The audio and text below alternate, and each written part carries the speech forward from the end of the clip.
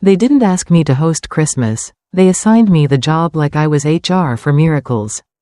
Mom, you'll handle dinner for 15 from Jonathan's side. Clara chirped, breezy as a weather report. Because, you cook. I'm Margaret Cole, 72, Boston-born, widow of 45 years of marriage, and the woman whose kitchen has outlived 3 refrigerators, 2 trends in kale, and 1 spectacularly rude son-in-law. My fingers tightened around the phone until the cord, yes. A landline, I'm vintage. Not extinct, squeaked. 15, from his family, in my house, paid for by my pension and the sliver of patience I keep in a jam jar beside the cinnamon. Clara, darling, I said, tasting steel where sugar should be. Am I your mother or your event staff? She laughed like tinsel, pretty and scratchy. Don't be dramatic. Mom, we'll help. I'll set the table. Pour drinks. Jonathan will manage his people. Manage, in Jonathan speak, means stand near the cheese and offer opinions about the cheese. Then came the scroll of dietary commandments. Aunt Carol, no gluten. Cousin Matt, vegetarian but the kind that eats fish if the fish had a good childhood. Grandma, steak cremated to the memory of a cow. Also, red wine that tastes expensive but isn't. The Bible of bare minimum gratitude. I looked around my kitchen, sun sliding across the butcher block. The old copper kettle humming like it knew secrets. This room carried our family's ghosts. Robert's muddy boots drying by the heater after blizzards. Clara's teenage mascara tears blotting my apron. Nights I counted pills and pennies and said yes because love. I thought, sounded like yes. Clara, I asked softly, when did Jonathan's family last invite me anywhere? She stalled. They appreciate you. Do they? Or do they appreciate free catering with a side of housekeeping? Silence from the far end. Silence, and the faint sound of Jonathan advising someone on which IPA pairs best with entitlement. Somewhere between her sigh and my heartbeat, a hinge in me snapped into a new position. The room felt bigger. My back straightened like it had been waiting decades to be consulted. I walked to the drawer where I keep receipts, a ledger of invisible labor. 5 years of mom, could you, and checks I wrote to stop Clara's emergencies from eating her future. $15,000 that had family stamped on the memo line and forgetting stamped on theirs. Here's my counter-proposal, I said, host it at your place. Or rent a hall. Or let the Grinch cater. Mom, Clara whispered, be reasonable. Be reasonable, translation. Be available. I went to the window. Beacon Street wore late autumn light like a shawl. A neighbor's dog chased an invisible enemy. I knew the feeling. What I didn't know, not really, was the sound of my own no. Clara, sweetheart, I said, voice calm as a locked safe. I'm taking a trip for Christmas. A trip? She coughed up the word like a fishbone. With what money? My money. The same money that's been throwing your problems life vests. I hung up before my courage expired. The click echoed through the house like a judge's gavel.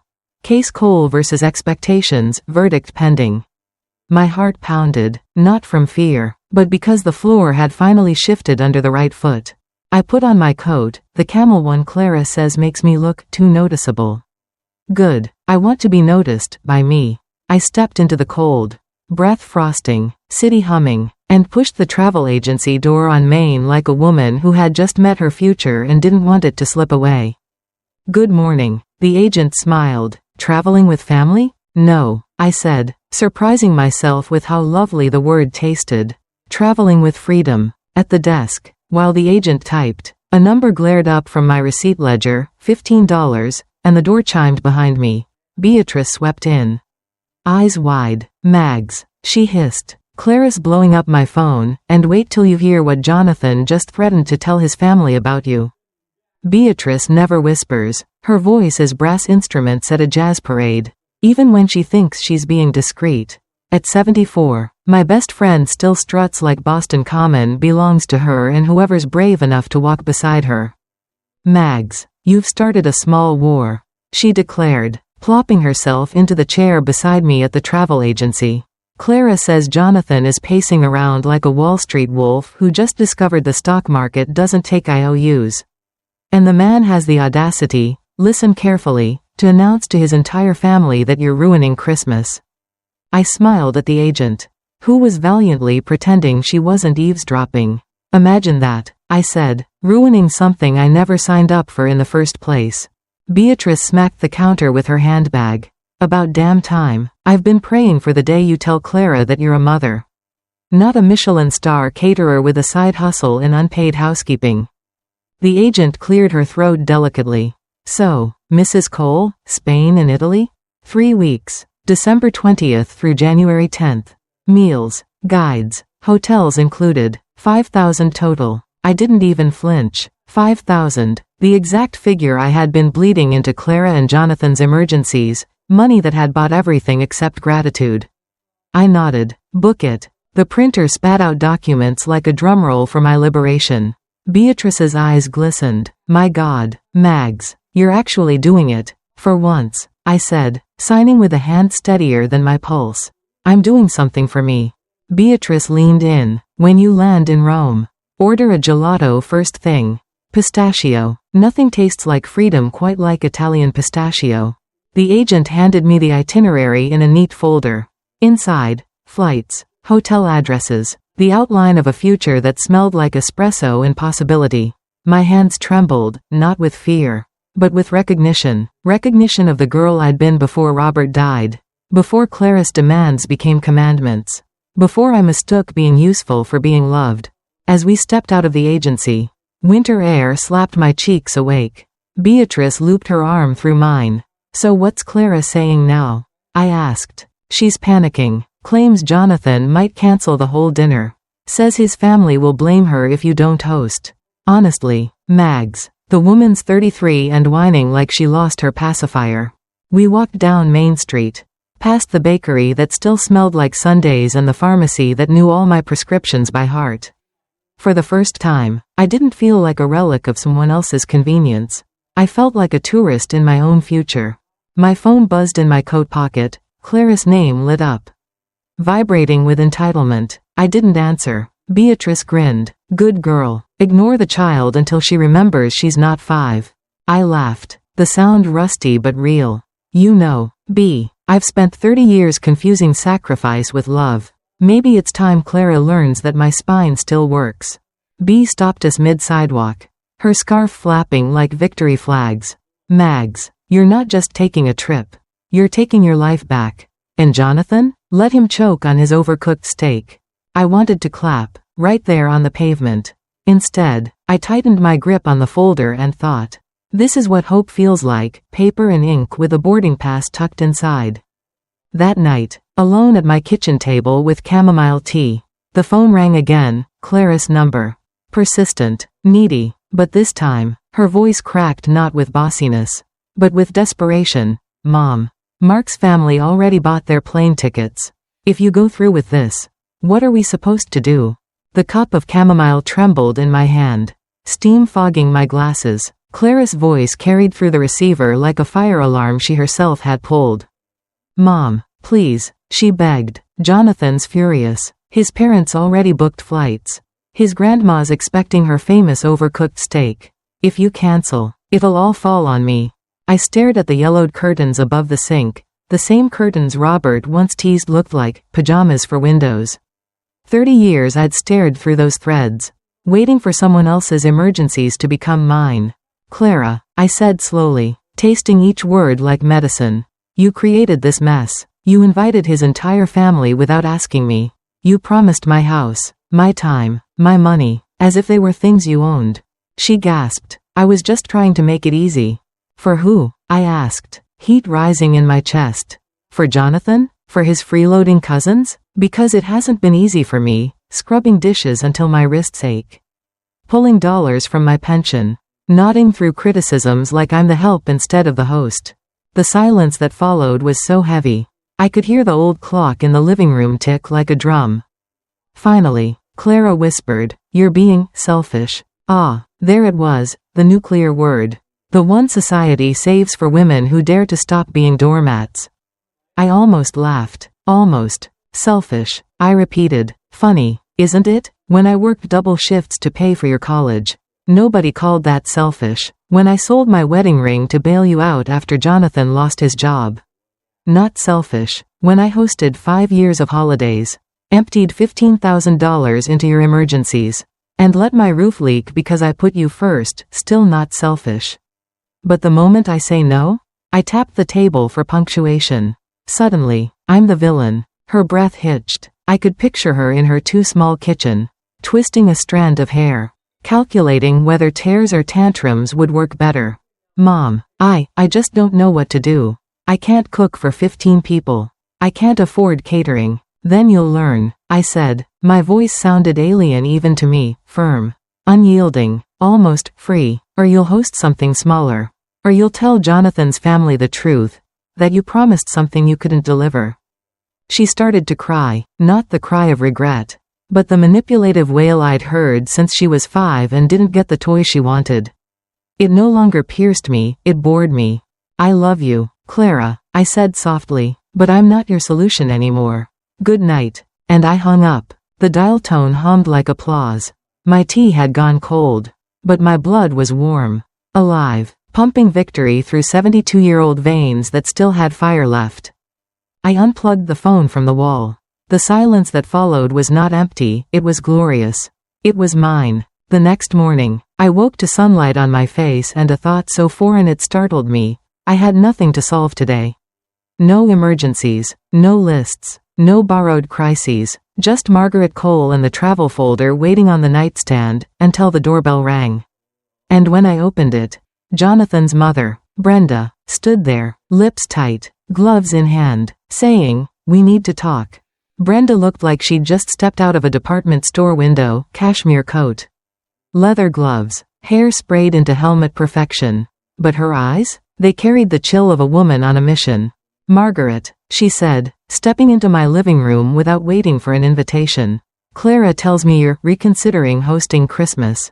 I shut the door slowly, as if sealing in the frost she brought with her. "Not reconsidering, Brenda, deciding, and the decision is final. I won't host." She perched on my sofa, back rigid, purse clenched like a courtroom exhibit. "I don't mean to sound harsh, but my family has already bought tickets. We've all been counting on your hospitality." Hospitality. I almost choked, as if 5 years of unpaid labor, mountains of dishes, and $15 siphoned from my retirement were just quaint gestures of hospitality. "Tell me, Brenda," I said, lowering myself into the armchair opposite her. "In all these years, how many times has your family invited me to anything? To your house, perhaps? Or a dinner where I wasn't chained to an oven?" She blinked, startled. "Well, we've always thought you enjoyed hosting. You're such a good cook. And your home is so." She waved vaguely at my modest curtains. "My worn rug. Spacious." "Spacious," I echoed. "Yes, large enough to fit your family's expectations.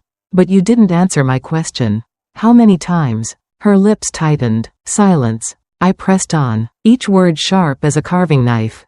"Last year your sister said my turkey was dry. The year before, Elias complained about the lack of beer. Jonathan, your son, fell asleep on my couch while I scrubbed dishes until midnight. Is that what you call appreciation?" Color drained from her cheeks.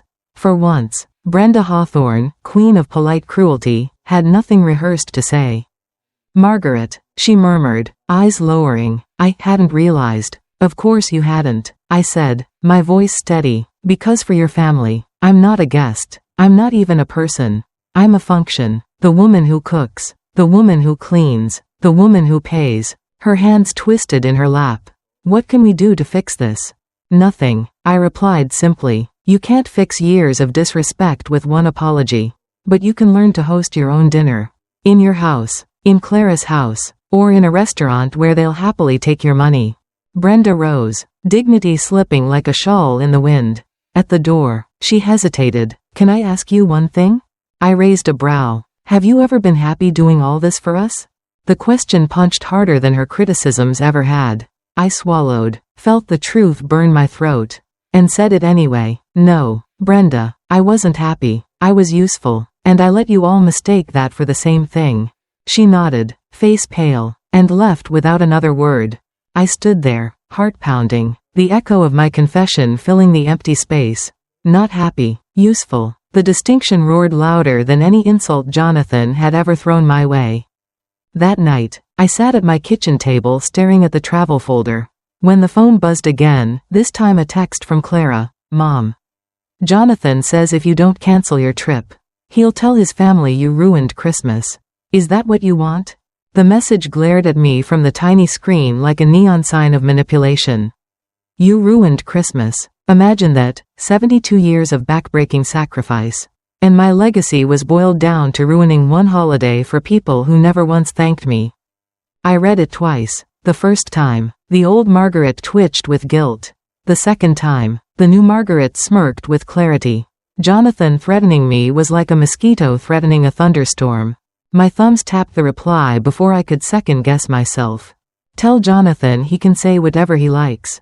I'll be in Europe, so I won't hear him.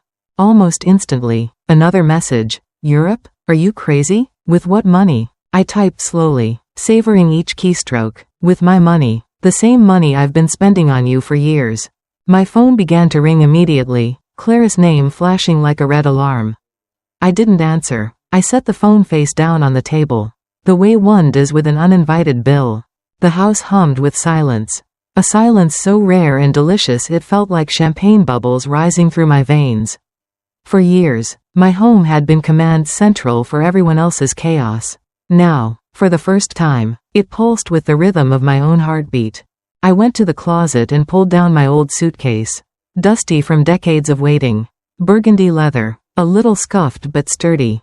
I set it on the bed, unzipped it, and whispered, "Well, old friend, looks like you're finally going somewhere."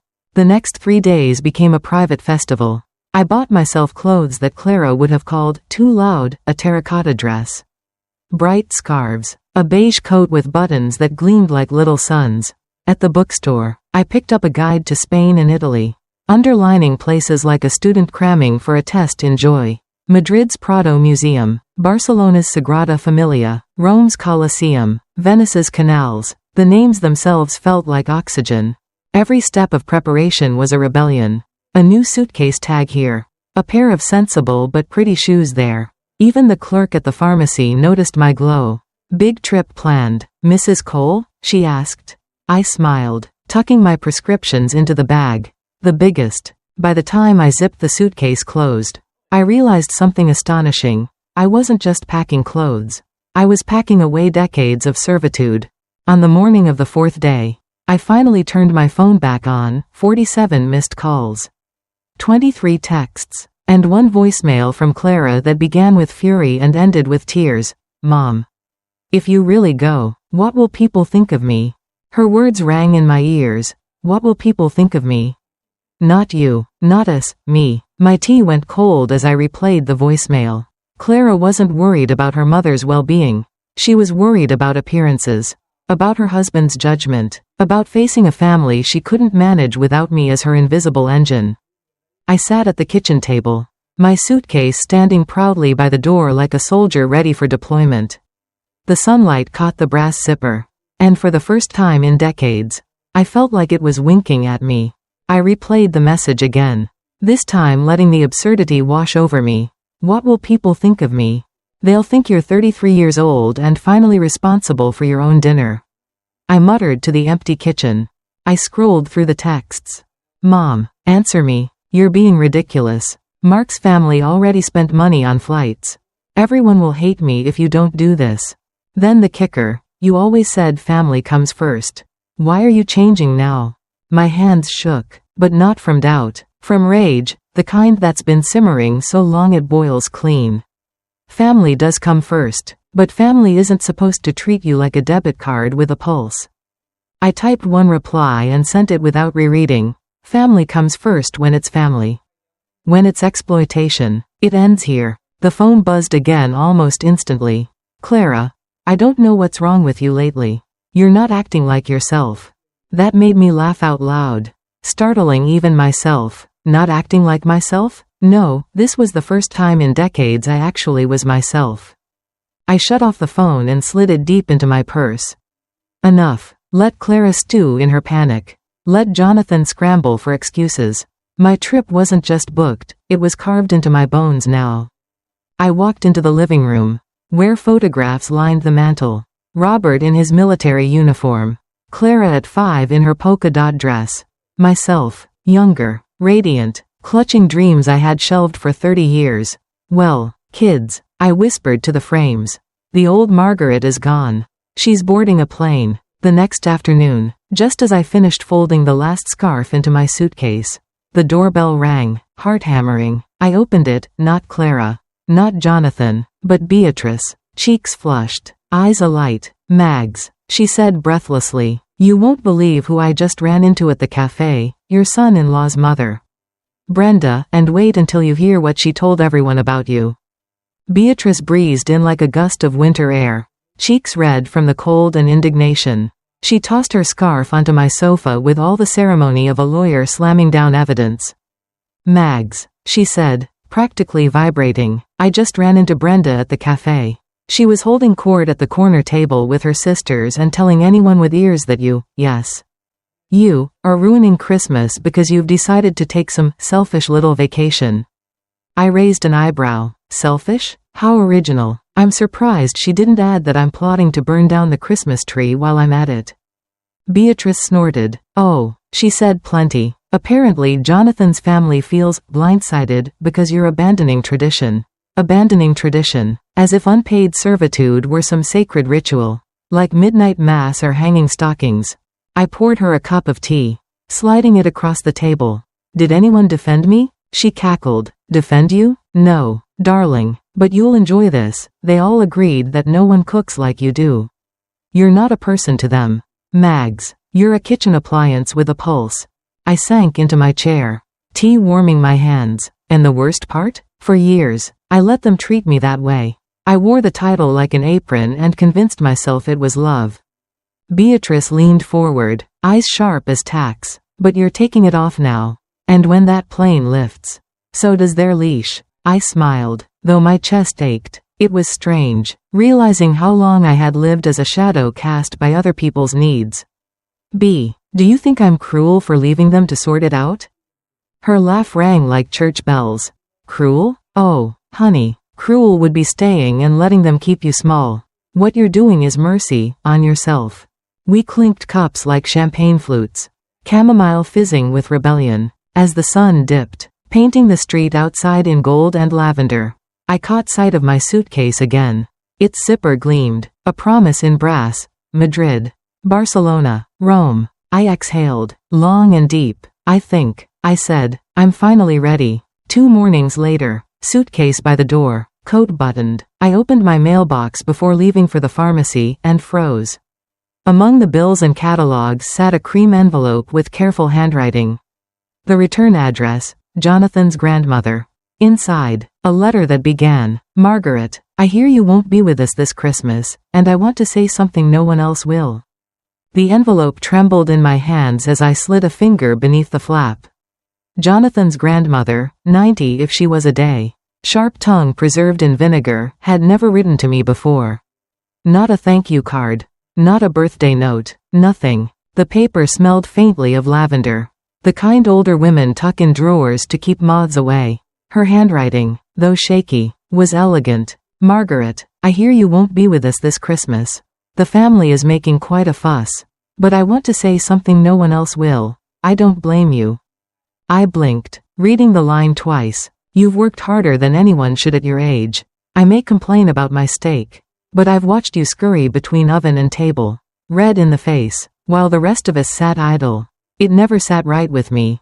I pressed the letter to the table, heart thudding. Truth is, I envy you. I lost my chance to travel when my knees gave out. Go while you still can. Don't let them guilt you. They'll survive one Christmas without your turkey. And maybe, just maybe, they'll learn gratitude the hard way. Signed in shaky ink, warmly. Edna Hawthorne. I sank back in my chair, stunned. The one relative I expected least had offered me the validation I hadn't dared hope for.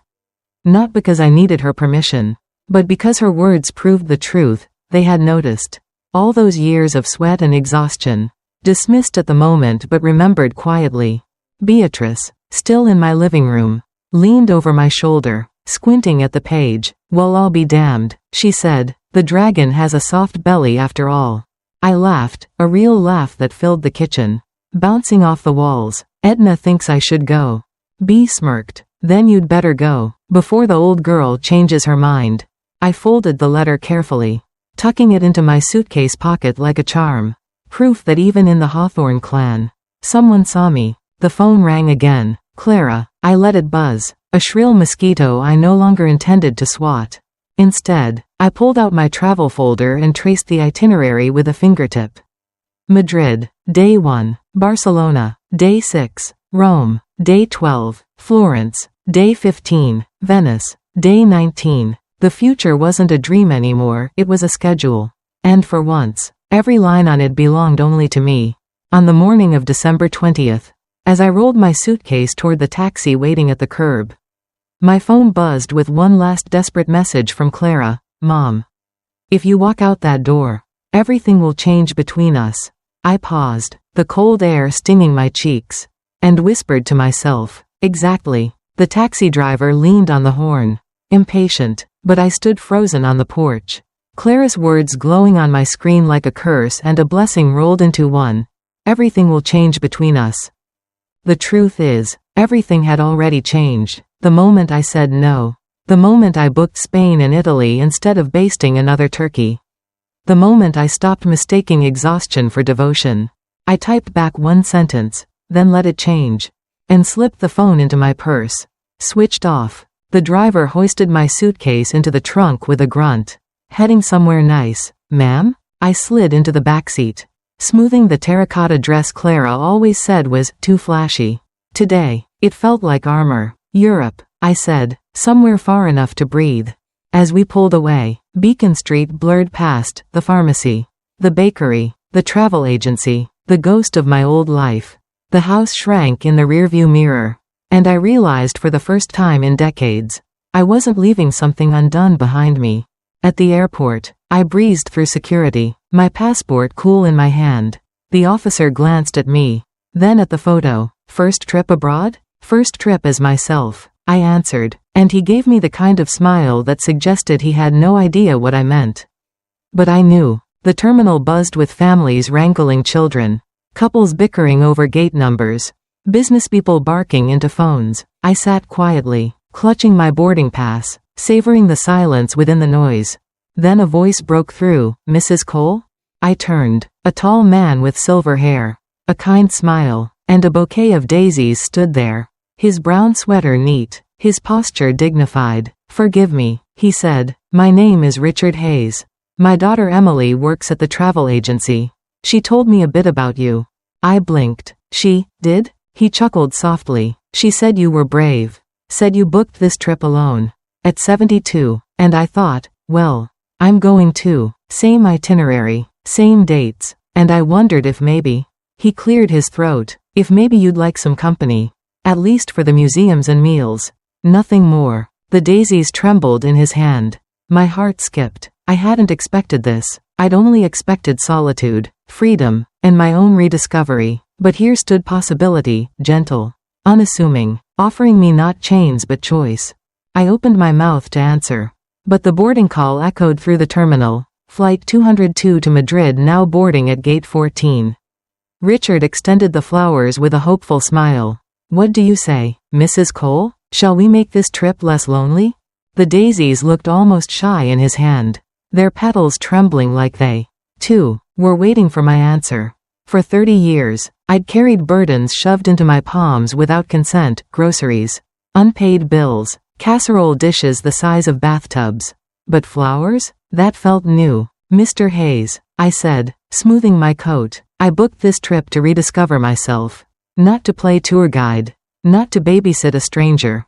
His smile didn't falter. Good, because I'm not looking for a babysitter. Just someone to share a coffee with when the jet lag makes us question our sanity. The boarding call repeated. More urgent now. Final boarding for flight 202 to Madrid. Passengers shuffled past us, children clutching stuffed animals, couples dragging suitcases, businessmen balancing laptops. Life was moving, literally. And I realized I had a choice. Walk into this adventure alone or allow the possibility of friendship to ride shotgun. I reached for the daisies. All right, Richard, but each of us pays our own way. I'm not a charity case. And I'm not a prize to be won. His eyes softened. Mrs. Cole, I wouldn't dream of treating you as either. We walked toward gate 14. Two silver-haired strangers boarding the same chapter. I clutched the flowers, the scent clean and hopeful. And for the first time in decades, my pulse raced not with dread but anticipation. On the plane, Richard sat across the aisle. He didn't press conversation, didn't hover, just offered me a smile when I glanced his way. It felt respectful, almost revolutionary. As the engines roared, I gripped the armrest. The ground fell away, Boston shrinking into a mosaic of lights. My stomach lurched, but then it settled.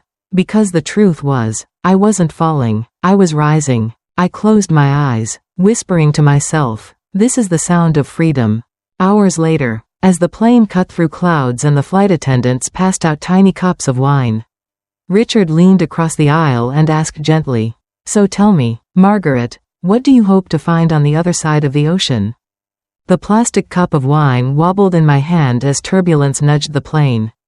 Richard's question hung between us, steady as the stars outside the window.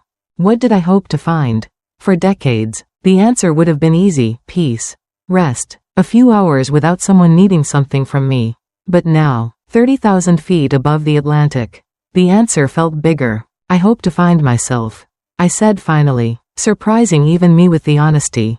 Not Clara's mother, not Jonathan's unpaid staff, not the widow of Robert Cole.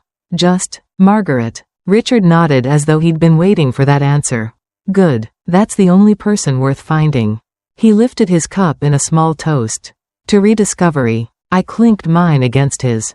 Smiling. The wine was cheap, the plastic flimsy, but the gesture? That was priceless. We talked a little, cautiously. He told me about his late wife, Maria, and how he promised her he'd travel once she was gone.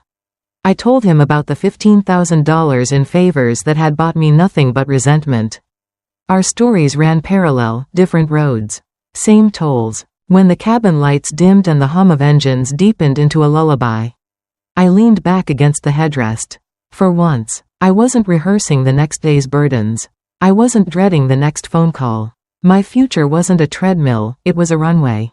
Sleep found me somewhere over the ocean, daisies resting gently on my lap. I dreamed, not of Clara's crises or Robert's absence, but of cobblestones, of warm bread dipped in olive oil, of voices speaking languages I didn't understand but wanted to. For the first time in decades, my dream was mine alone. When I woke, sunlight poured through the oval window, bathing the cabin in gold. The captain's voice crackled overhead, ladies and gentlemen, we'll be landing in Madrid in 20 minutes. And Richard, already awake, leaned over with a grin. Ready to start the first day of the rest of your life? The wheels touched down with a jolt that rattled my teeth. But my pulse was steady, almost defiant. Madrid. I was here, not because someone dragged me, not because guilt tricked me, but because I chose it. The terminal smelled of espresso and possibility. Signs in Spanish sang above my head. And for once, I wasn't afraid of not knowing the words. I'd learn, or I'd laugh trying. Both sounded better than swallowing Clara's sighs. Richard fell in step beside me, his suitcase clicking along the tiles. So, Mrs. Cole, what's first, a nap or an adventure? Adventure, I said before my brain could invent excuses. If I nap, I'll wake up in Boston, cooking a turkey that isn't mine. We laughed, and just like that, the heaviness of 72 years cracked open. Our guide, a cheerful Spaniard named Lucia, gathered the small tour group. Within minutes, we were weaving through cobblestone streets, Madrid's heartbeat echoing against centuries-old stone. The air tasted of bread and roasted chestnuts. We reached the Prado Museum, and my throat tightened. Goya, Velázquez, El Greco, paintings I had only seen in dog-eared library books now stretched across walls taller than cathedrals. I lingered in front of a canvas, colors burning into me. 30 years, I whispered. 30 years I gave away. And I almost missed this. Richard stood a polite distance behind me. You didn't miss it, he said softly. You're here now, that's what matters. I turned, expecting pity. Instead, his eyes held respect, not for the mother or the widow, but for the woman standing there, finally claiming her space in the world. As we stepped back into the sunlight, Lucia pointed toward a café terrace. The group began to scatter for lunch. Richard gestured toward an empty table under a striped awning. "Coffee?" he asked. I looked up at the sky, blue as freedom, and smiled. "Coffee." But just as the waiter set down 2 steaming cups, my phone buzzed with an international text alert. "Clara." Against my better judgment, I glanced at the screen. "Mom. Mark and I are drowning here. We cancelled Christmas dinner. Everyone's furious. This is a disaster." The steam from the coffee curled upward, rich and earthy, but the text on my phone soured the air. "This is a disaster." Clara's words flashed in bold, as if my happiness required her permission slip.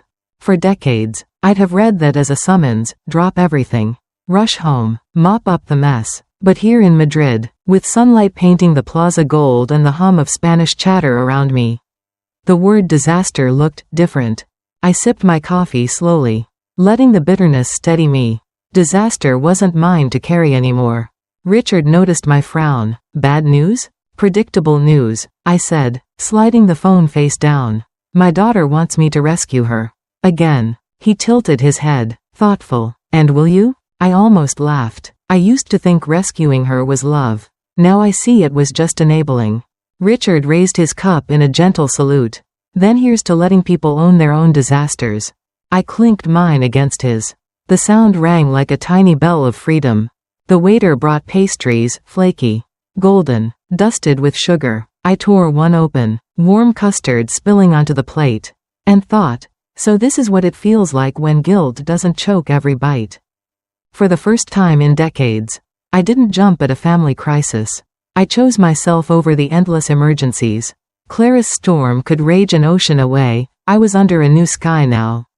I opened my journal, its first blank page daring me. My pen moved before hesitation caught up. Day 1, Madrid.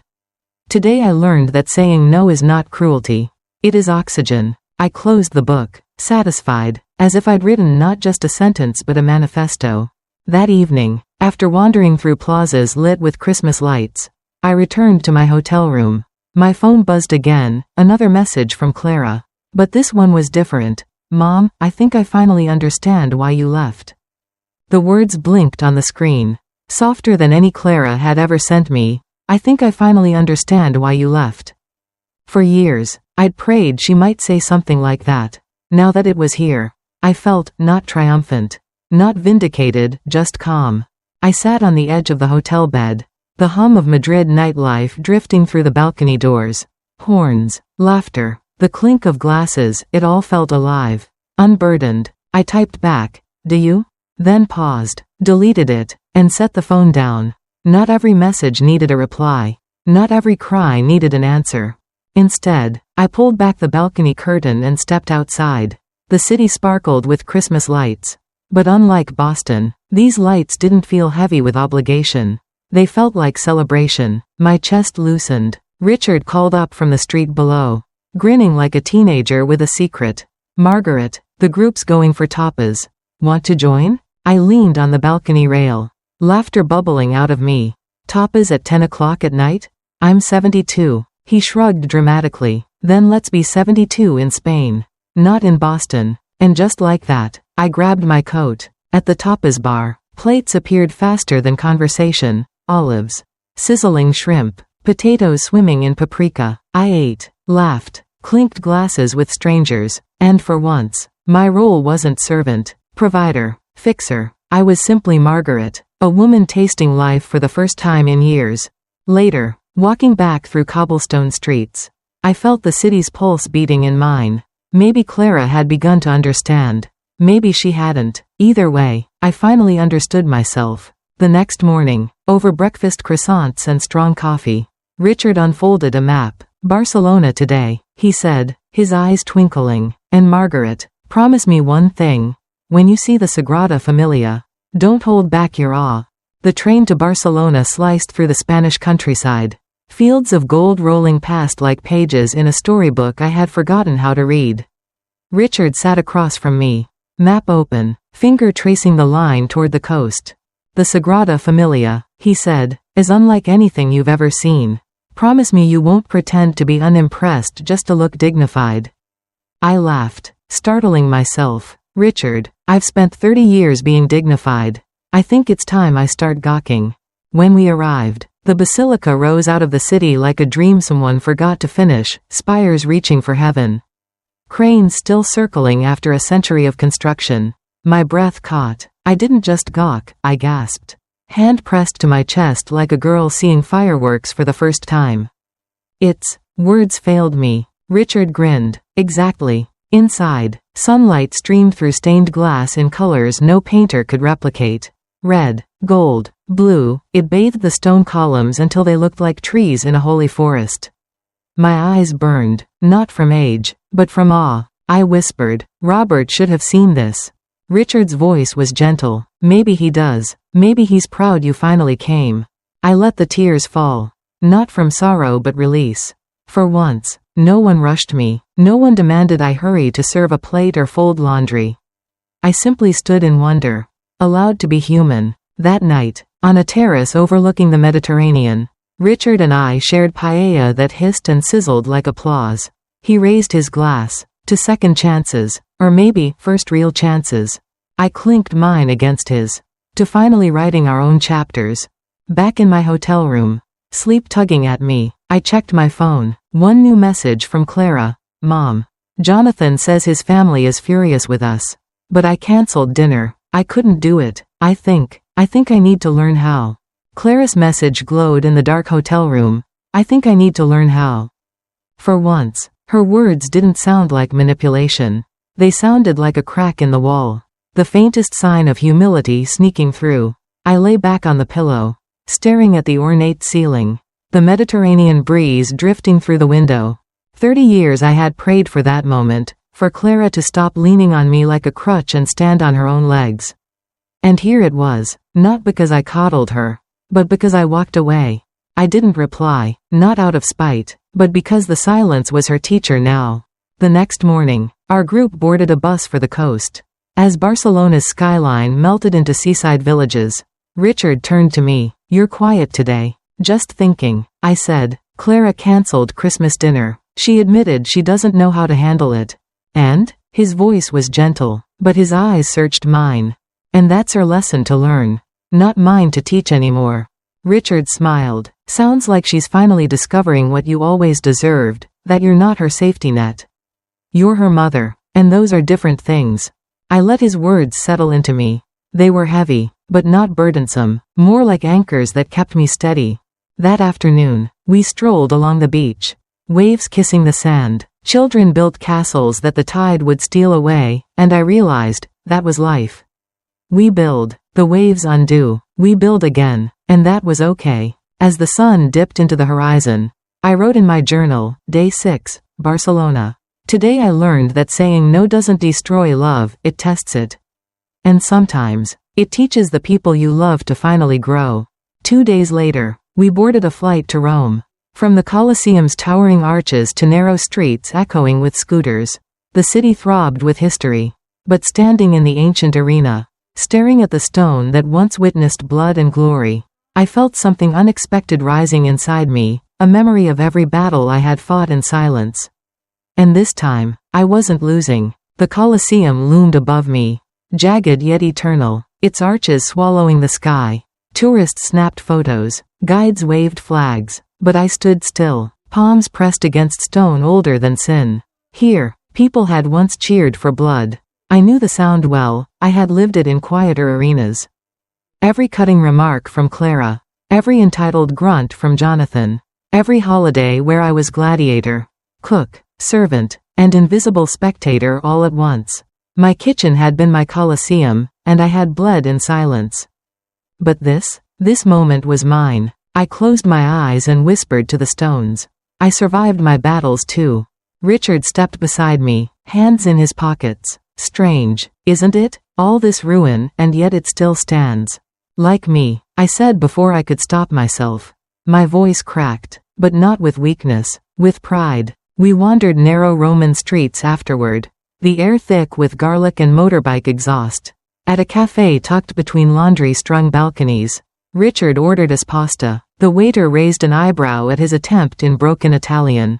You just asked for shoes with cheese.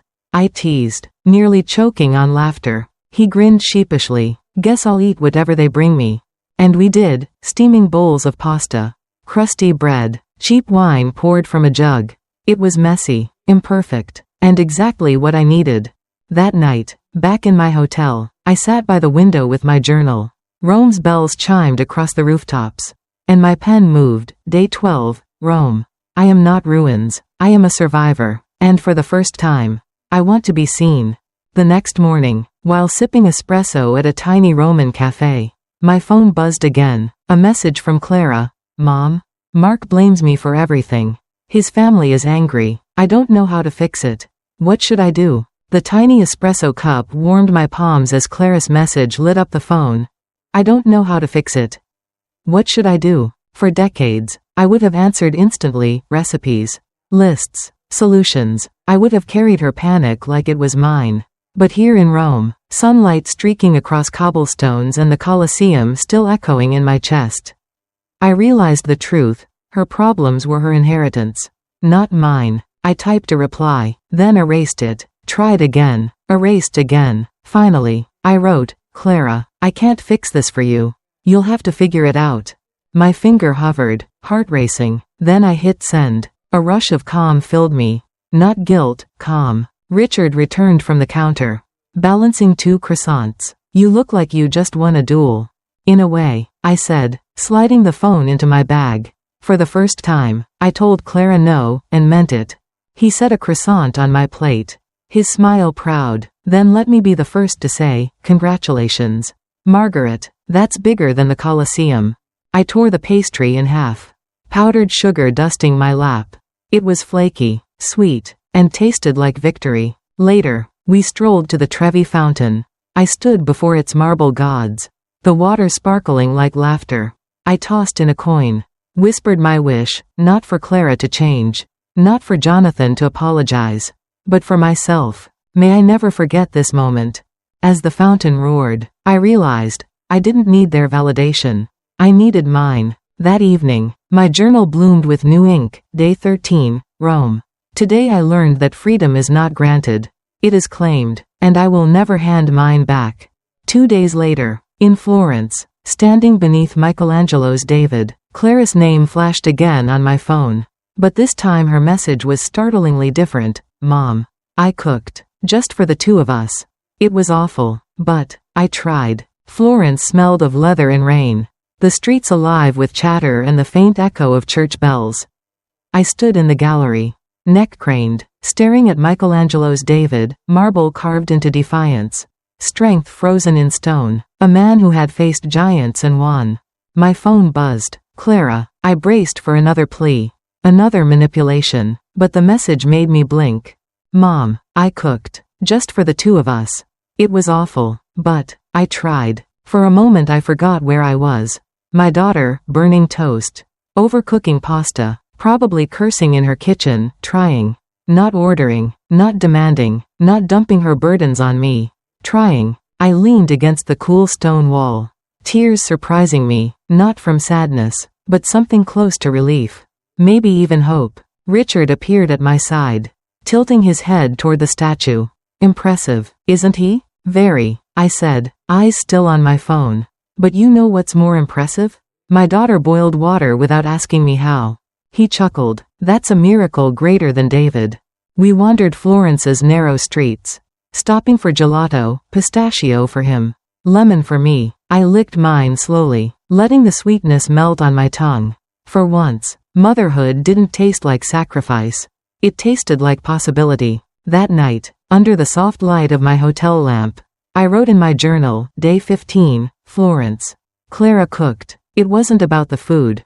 It was about effort. Maybe love grows best when we stop feeding people everything and let them learn to feed themselves. I closed the book, heart lighter than the luggage I'd dragged across Europe. In Venice 2 days later, gondolas rocked on silver canals, lanterns reflecting like fireflies on water. As Richard and I sipped espresso by the Rialto Bridge, my phone buzzed again. Clara's message, this time just 3 words. I miss you. Venice shimmered like a dream half submerged in water. Gondolas swayed lazily, their oars slicing silver ripples beneath bridges older than America itself. Lanterns floated on the canal like tiny stars that had decided to vacation closer to Earth. Richard and I sat at a cafe near the Rialto Bridge, the bitter edge of espresso cutting through the night air. Then my phone buzzed. Clara again. Just 3 words. I miss you. I stared at the screen until the letters blurred. For 30 years, Clara's words to me had always been requests, demands, orders disguised as affection. But this, short, simple, almost childlike, was different. I miss you, not I need you, not fix this for me. Tears pricked my eyes. For the first time, I felt my daughter speaking not to the servant, not to the safety net, but to her mother. Richard noticed the way my hand trembled. Good news? I smiled, soft and small. Yes, the best kind. My daughter is learning how to love me. He raised his tiny porcelain cup. Then tonight we drink to missing someone the right way.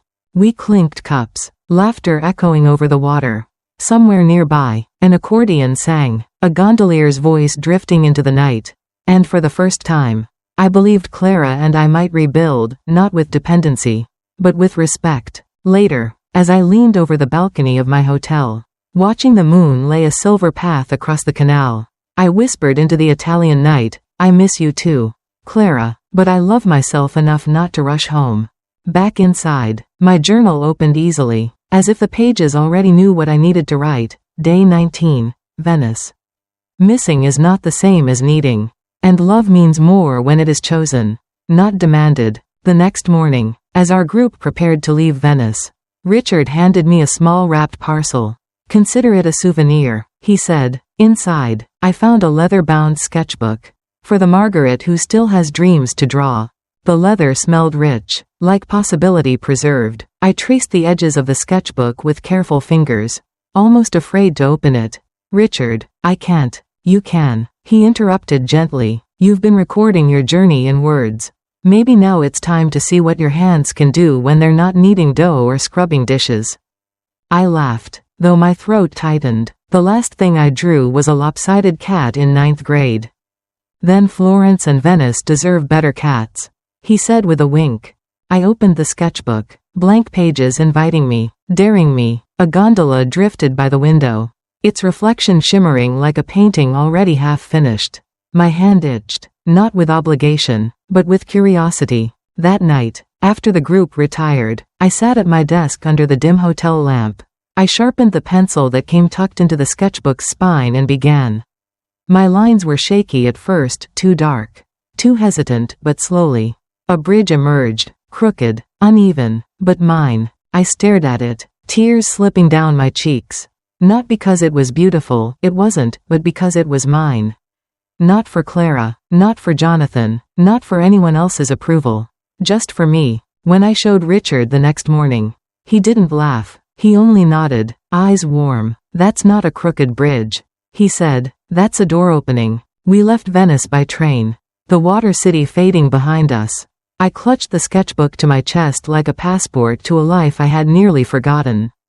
As the train sped toward Milan, my phone buzzed again. This time Clara's message wasn't frantic or manipulative. Just 5 quiet words. I'm proud of you, Mom. The train hummed beneath us, a steady rhythm carrying us north. I stared at Clara's message. I'm proud of you, Mom. 5 words I had starved for, prayed for, given 30 years of my life to hear. But here's the strangest part. Instead of weeping with relief, I smiled, soft, steady, unshaken, because this time, her approval felt like a gift. Not oxygen. I didn't need it to breathe.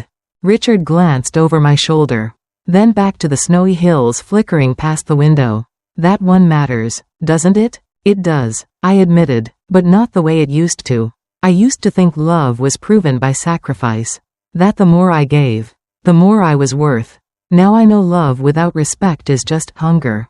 He lifted his thermos of coffee, saluting. And you, Margaret, are finally full. I laughed, sketchbook balanced on my lap, and drew a quick line of mountains streaking past the window. My hands no longer shook. When we reached Milan, the city gleamed with fashion windows and Christmas markets. I wandered cobblestone streets, tasting roasted chestnuts, scribbling little sketches of shopkeepers and cathedrals. I wasn't invisible anymore, not to myself, not to the world. That night in the hotel, I opened my journal and wrote, Day 21, Milan. My daughter is proud, but I am proud first. And that is the real miracle. Weeks later, back home in Boston, suitcase still half unpacked, I sat in my kitchen when Clara arrived unannounced. She stood in the doorway, eyes softer than I'd seen in years, and whispered, Mom, can we start over? Boston's winter air seeped through the cracks of my old house.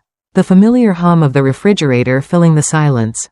My suitcase leaned against the wall, still half unpacked, as if refusing to let me return fully to the life I'd left behind.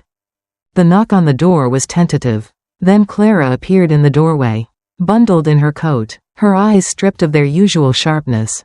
She looked younger, almost fragile, as though the scaffolding of entitlement had been pulled away. Mom, she whispered, voice trembling, can we start over? For a long moment, I just looked at her. My daughter, the same woman who once barked orders over the phone as if I were her personal staff, now stood before me like a child asking to be let back inside. I gestured to the chair at the table. Sit. She did, shoulders folding inward. I burned the turkey on New Year's. Jonathan's family left early. They were upset. And for the first time, I realized what you've done all these years. I thought it was easy for you. That you enjoyed it.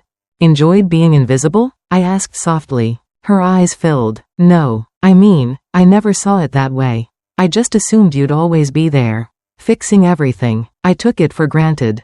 I studied her face, the same face I once wiped clean after scraped knees. The same lips that used to beg for bedtime stories. Clara, I love you, but love doesn't mean I disappear so you can shine. Love means we both matter. She reached across the table, hesitant. I don't know how to do that. To treat you like, more than just Mom. I placed my hand over hers. Firm. Then we'll learn together. But hear me clearly. I will never go back to being your safety net. If we're starting over, it's as equals. Her tears fell, silent and real this time, not manipulation. Not theater. Just a daughter realizing her mother was a woman after all. That night, after Clara left, I sat in my quiet kitchen sketching from memory, a gondola. A cathedral. A crooked bridge. Then the phone rang. It wasn't Clara. It was Richard. Margaret, he said warmly. I've found a piano. And I was wondering, when can I hear you paint? Richard's voice carried through the line like a warm fire on a cold night. I've found a piano, he said. Excitement tucked beneath his calm tone. And I was wondering, when can I hear you paint? I laughed, setting down my pencil. Hear me paint? That's a new one. You know what I mean. He chuckled. I want to see what you've been creating since Venice. You promised you'd let someone in. I glanced at the sketchbook on the table. Its pages brimming with clumsy gondolas, crooked bridges, and hurried portraits of strangers who'd never know they'd been captured. Imperfect, but mine. How about Sunday? I offered. I'll bring the music, he said. You bring the colors. When Sunday came, Richard arrived at my house. His hands dusted with piano sheet music. Mine stained faintly with acrylic paint. He sat at the upright piano I'd inherited from Robert's aunt. Untouched for years, its keys yellowed but loyal. He pressed a chord, tentative, stumbling, but true. And there I was, brush in hand, painting while he played. No audience, no demands, no obligations, just two people daring to begin again. He fumbled the melody, laughing at himself, while I smeared blue across canvas. Laughing with him, the room, once heavy with exhaustion, now swelled with creation. At one point, he stopped playing and just watched. Margaret, he said quietly, you look alive. I paused, brush midair, and realized he was right. For the first time in decades, my house wasn't a workplace. It was a studio. My hands weren't tools for others, they were instruments of myself. We didn't call it love. We didn't need to. Friendship, respect, possibility, that was enough. Months later, at the spring art fair downtown, I stood behind a small booth displaying my paintings. To my shock, a young woman stopped at my table, eyes wide. These are beautiful, she said. How long have you been an artist? The spring breeze carried the smell of roasted peanuts and fresh tulips through the fairgrounds. Children darted between booths with sticky fingers. Couples strolled arm in arm. And I, Margaret Cole, 73 years old, stood behind a table covered in canvases I had painted with my own 2 hands. A young woman stopped short, her sunglasses pushed to the top of her head. She studied my crooked bridges and bold-colored sunsets like they were treasures. "These are beautiful," she said earnestly. "How long have you been an artist?" For a moment, I almost gave my old answer, "Oh, I'm not really an artist. Just dabbling, the way I used to say. Oh, I'm just Clara's mom, but not anymore. All my life," I said, surprising even myself. "I just didn't pick up the brush until last year." Her smile widened. "Well, I'm glad you finally did." She bought a small painting of Venice at dusk, pressing a $20 bill into my hand. It was the first money I had ever earned from creating, not from giving. Beatrice appeared at my side, sipping lemonade, her sharp eyes soft for once. "See, Mags? I told you the world was waiting to meet you. Not the mother, not the widow, the woman." I laughed, tears pricking. "I think I'm finally meeting her too." Across the fair, I spotted Clara walking toward me, holding a bouquet of daisies. She looked nervous, but her smile was real. When she reached my booth, she set the flowers down gently beside my paintings. "For you, Mom," she said. "I wanted to be the one who brings them this time." My throat tightened. For years, she had only ever taken. But here she was, offering. Small, but significant. Richard appeared next, carrying a canvas bag bulging with sheet music. "Sold anything yet?" he teased.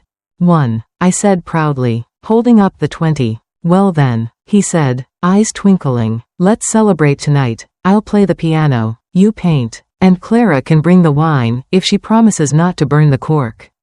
We all laughed, the kind of laughter that stitches years back together.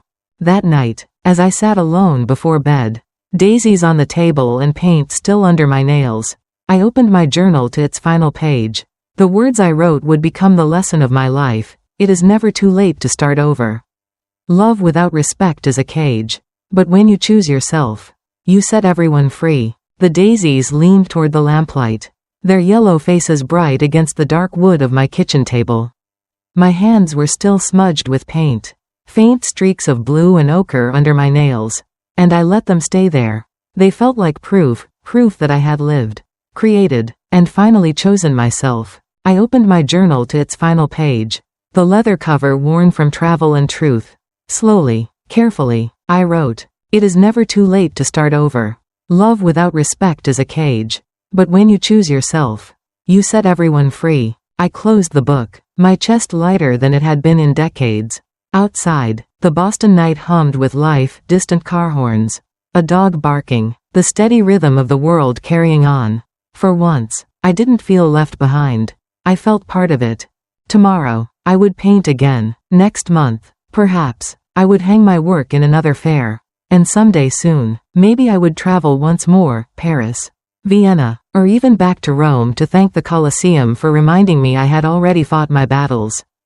But tonight, it was enough to sit here.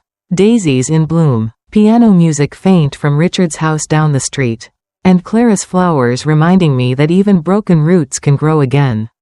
I whispered to the quiet kitchen, to Robert, to my younger self who thought happiness was something you had to earn. I am free, and freedom feels like flying. Happiness isn't the reward for sacrifice, it's the birthright of every soul. Boundaries aren't walls, they are doors that finally let respect and love walk in. And it is never, ever too late to choose yourself and begin again. If you enjoyed my story, remember to like this video, subscribe, and share it, so more people can find the courage to choose themselves too. Tell me in the comments, what would you have done if you were in my place? I'd love to hear your story.